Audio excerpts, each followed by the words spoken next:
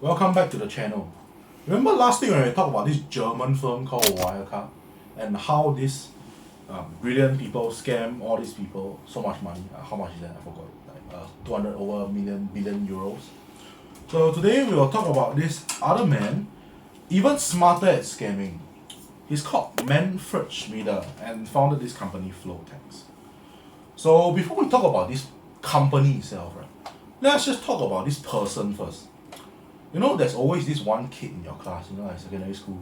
There's always this one kid. The weird one? Yeah, the weird one who is like not liked by anyone and no one's talked to him. Yeah, Manfred Schmieder is this kid. So he don't actually have like friends, you know, like you. Like no, don't really have a lot of friends. Hey. No one to talk to.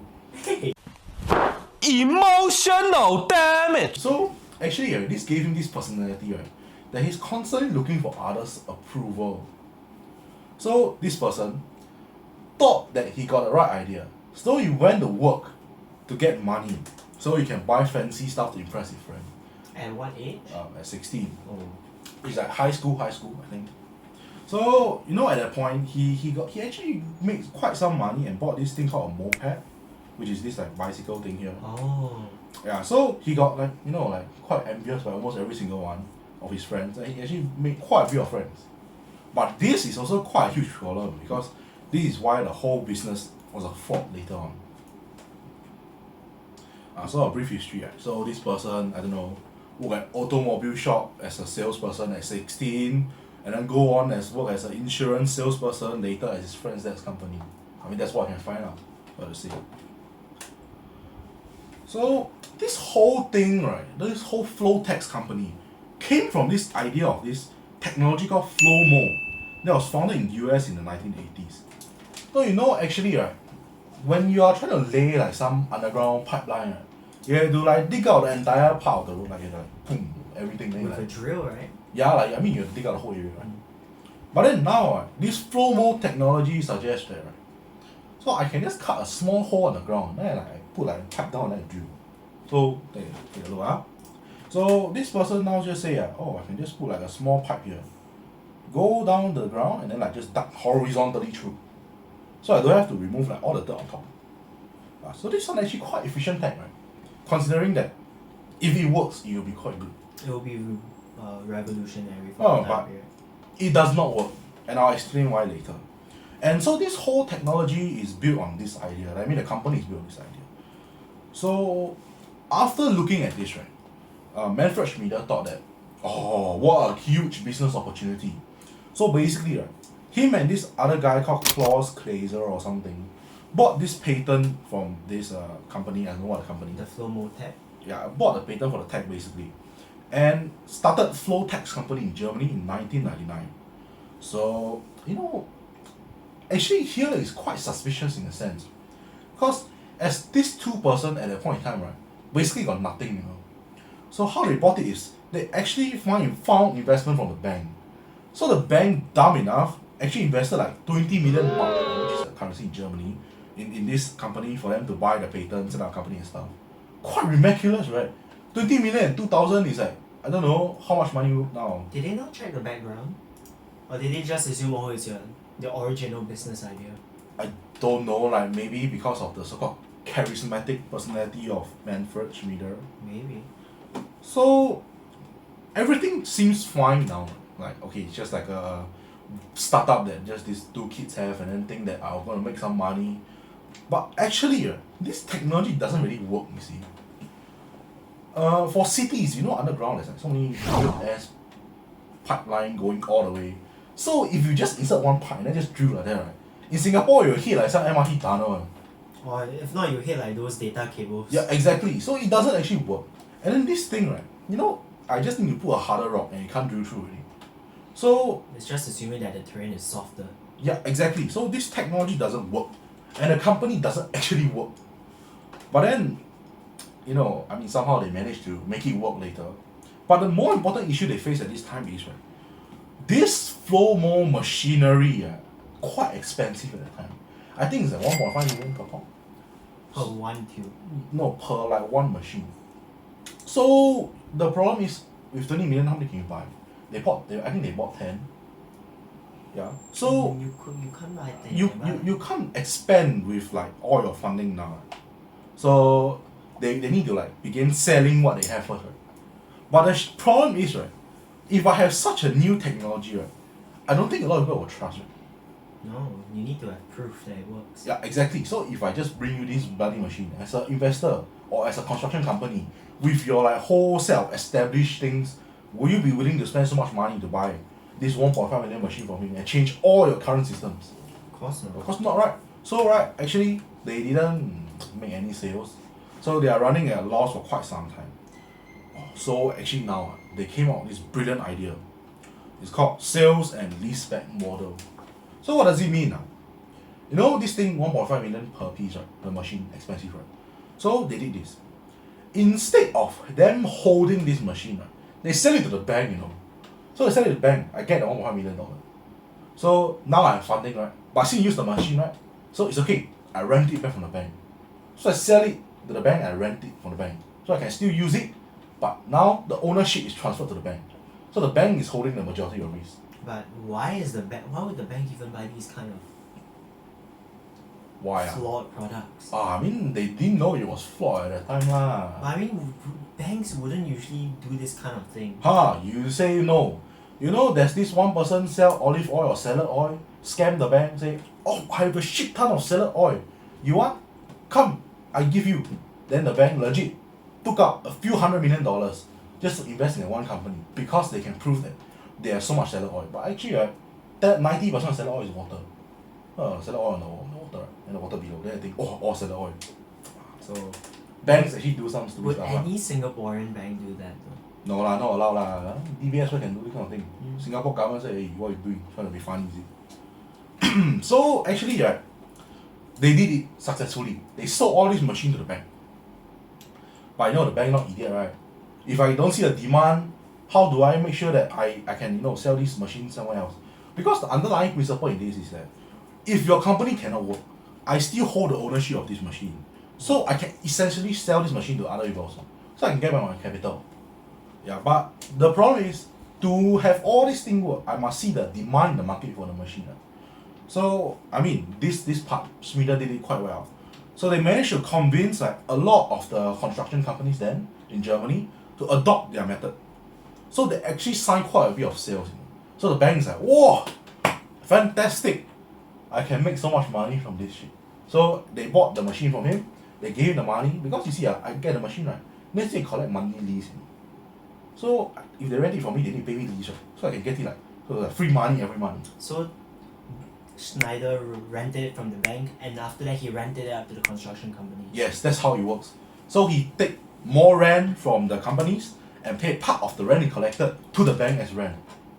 Brilliant idea, right? Isn't that like commissioning but with extra steps? Exactly, but I mean it works. So it works. So sometimes right, convincing investors is more than just talking to them, right? So Smida did this. He filmed a lot of attractive commercials. Come, I'll show you some. Der Branche entwickelt. Wobei das Angebot nicht nur die Planung und die Baudurchführung, sondern auch das Betreiben und die Finanzierung umfasst. Wie alle guten Ideen ist auch das Flowtex-Verfahren denkbar einfach. See, so basically, right, they built this whole image that this technology is revolutionary in front of, I don't know, like the whole German public. And then they actually managed to make a substantial amount of sales. So basically, the bank got scammed. Yeah, and so after making some cash, right, Schmieder realized right, commercials is not everything. So he needed to package himself as this rich fella who became successful because of this technology. So people will buy the crap that, oh, it actually works. You see how successful this guy became. I can be successful, you can be too. I was the same as you. Previously I talked about OneCoin, the Dr. Ignatova packaged herself as brilliant, woman entrepreneur. So he was the opposite. The opposite gender lah. So he packaged himself as a successful entrepreneur using this idea. So he bought villas, yachts, fleets of cars around the world. So actually, because of how he flexed his reach so successfully, right, at that point in time his connections was actually very great. Like, those politicians in Germany actually, flock, like, go to him, be like, "Wow, I need some opportunity to make money." So they think if I can get relation with this guy, I can become rich as well. I mean, that's how politicians work, right? I need connections. Yeah, so basically that's how it works out. Another special thing about this person where he, convenes or have a meeting with other investors, they do this thing called a liquid lunch. So what happened is, right, when I invite someone to my place and I talk to him about my business idea, so I say I want to convince this guy to buy my machine. So instead of spending hours telling him why this is good, right, he will spend 15 minutes talking to him about our technology, and the rest of the day he'll bring him on his helicopter and drink wine. Go to his villas all around, drink all this alcohol, So make instead them drunk. of telling, he's showing. He's showing him I'm rich, and then feed him with alcohol, make him drunk, and then sign the contract, give him money. Quite smart, actually. But then, you look at Germany, not a huge country. How much construction company, how much demand for this machine you have? After all the construction companies get it, then they don't need it anymore. Yeah, not a lot, right? I mean, how many pipes need you lay? There's limited demand. So the market saturation, right, make this reader a bit stressed out. Say, wow, I need to pay so much lease to the bank every month. If the demand suddenly now gone, that means I'll be in debt. Then how? So he got this idea. So he called all his directors in the board and then tell them, I'm going to fake my sales. You know what? You know the funny thing is, right? Everyone in the board of directors agreed. It's a good idea. We will fake sales. So how do they fake it? It's quite a stupid process per se. So this whole company is about selling machine. So instead of actually selling machine, they print out excessive amounts of license plates and data. So instead of saying that I have 300 machines, I say I have 3,000 machines. So they sell these 3,000 machines to the banks, but actually they only hold 300 machines. So when they come and check, what happened is they go to the warehouse. I mean, I have 300 machines, right? So I show them 300 license plate first. And then they look at it, they check, 300. Oh, because each of them has a license plate, right? Exactly. And then after that, they move to the next warehouse. The next warehouse got 100. Then after that, take down license plate, change the new license plate. Then, another 100 license plate. 100 more. So they managed to use this strategy, right, by printing 3,000 plus license plates when they only have 300 machinery to fool the bank thinking that Wow. they have 3,000 machineries. So, I mean, if you count it, 3,000 machinery, multiply by 1.5 million mark per machine. That's like 3 billion. I don't know. But Or 4.5. I think at 4.5 the end, billion. at the end the company worth like 42 billion mark, I think. So at this peak, this is basically the peak of the company already. So at the peak they have 3,000 machines. So at every month, right, just the lease that Flowtex had to pay, the rent, they need to pay 60 million just in lease. In mark. Yeah. Oh my god. So you see, they actually managed to scam quite a few people. They scammed the bank. So after achieving all this success and money, right, so Schmieder, just now I talked about he has like huge connections, all these politicians, wealthy people. So on his 50th birthday, I mean it's like quite close to when he was busted. So he actually held a huge party in his villa. I don't know where, but one of his villa. Oh, in Hamburg. I don't know why is it that, but in Hamburg. So he invited over 300 guests, which are all wealthy individual politicians. So, I have a short video on that, so I can show you. Official invitation and the guest list. 300 people were invited. It was an event that no one wanted to miss. Among the guests was former Baden-Württemberg State Premier Lothar Späth, who gave the opening speech.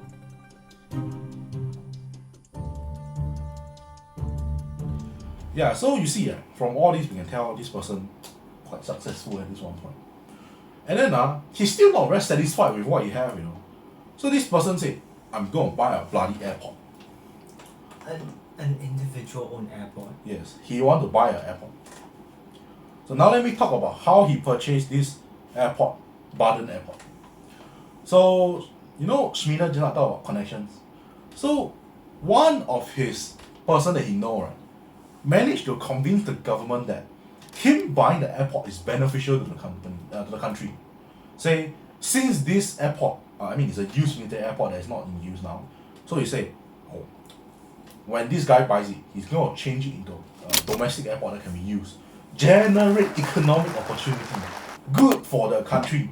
So, instead of just allowing him to buy, the German government, still sponsored him like $57 million, To buy the airport. for him to renovate and do whatever shit to the airport.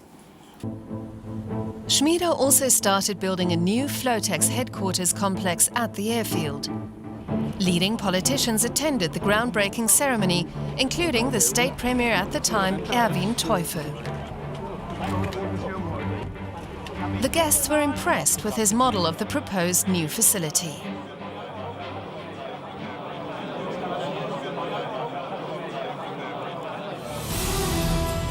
Schmieder made a promotional video. From here, we'll tackle the projects of the third millennium. Schmieder claimed that this new facility would bring prosperity to the region. So they term it, I think, like the glass palace or something. So basically his plan is to make this his headquarters for his company and a commercial airport for the area. And then, because beside this airport, there's this whole residential area. And then everyone in there was like, oh, fantastic idea. Now I go overseas, very simple already. Right beside my house got airport. Yeah, so this is basically like how it will look like at the end. Quite majestic, right? It looks very small. It's like the model only. It didn't manage to get built. So that's basically like around some of the retarded things that he did and his success. So on 4 Feb 2000, so he realized actually all this is only in 1 year. And he amassed like I think $42 billion. Freaking mad, right? So he was busted on 4 February 2000. Actually, I believe if he wasn't so greedy, he could have gone on for longer. How did he get busted? Tax evasion. He didn't pay taxes. You scam so much, just pay, right? Yeah, But then he think, no, I'm not going to do it. I'm not going to pay tax. So actually, that's why the police began investigating the company. So I think the whole of us, so much shit. I actually think only got one piece of dung because of tax evasion. Then I realized, whoa, whole pool of shit. Then the more you invest, the more you find out. So the prosecutor who actually investigated this case, filled an entire room with documents about this company. How big was the room? I can show you lah. Evidence at his trial are stored in this basement room at the prosecutor's office in Mannheim. Hoffman carried out extensive interviews with Schmieder. We asked him what drove Schmieder to commit these crimes. So this whole room, is filled with documents from these Flowtex companies from. Like all these. Were all these counting the license plates? I They hope- probably listed all 3,000 license plates there. Yeah, probably. Oh my god. So Schmieder actually got arrested in his extremely luxurious office. I have the image, but I'm not going to show it. So, and his entire headquarters at the time emptied. It wasn't a surprise to at least the senior management and executives, because they always realized that there's some fishy stuff going on in the company. Well, weren't they the it was a board of directors which knew about the faking of sales, right? Yeah, if you think about it logically, the accountant is going to account for all this, right? Yeah. When they look at all these, fantastic records, balance sheets, they're going to be like, this is wrong, right? My warehouse is only so big. How can I fit 3,000 machines inside? And a lawyer also have to do some funny stuff, right? The lawyer, when they set up contract, they have to at least know what's going on, right? So they will know this whole company is fishy. So at the end, not only did Schmieder got sentenced to 9 years in prison, a lot of his senior management directors got sentenced as well. But actually, did Schmieder actually get punished? He actually only stayed in prison for around 6 years. And now he's already out. 6 years? Yeah, the company is 4.2 billion, not 42. And the profits is 1.9 billion in profits. So if you think about it logically, after spending 6 years in prison, and now Schmieder is out, how much money do you have? 1.9? Not 1.9 lah, but at least he hold a portion. I mean, a few million, 10 of million, 300 million. I think that's Would the definitely government possible. not seize all his assets? Well, if you think about it logically, am I gonna put all my money in obvious place for the government to seize? No, right? But I mean, they will be connected to him somehow. Yeah, I mean, it's like if I put it in my family account, I can just say it's my family's money, right? How are they gonna seize this? No, no way, right? So I mean, probably enjoying his life now somewhere in Yeah. Germany. Maybe he's planning to start Flowtex too. Huh, I don't think so. Based on the interview, you say, oh, he was regretful. He was interviewed after he was released? Yeah, he was interviewed. All the footage I showed you was on my interview. Oh, that's cool. So that is how this another amazing German company managed to rack up a whopping 1.9 billion in profits. Germany seems to have a record for amazing companies. No. Germany is only like a small segment of all the multitude of scams that's ongoing. Like if you talk about in US, interesting things happening there also. The US is just... So that's the end of our sharing about this amazing company Flowtex, and we hope you enjoy it. Bye bye. Bye bye.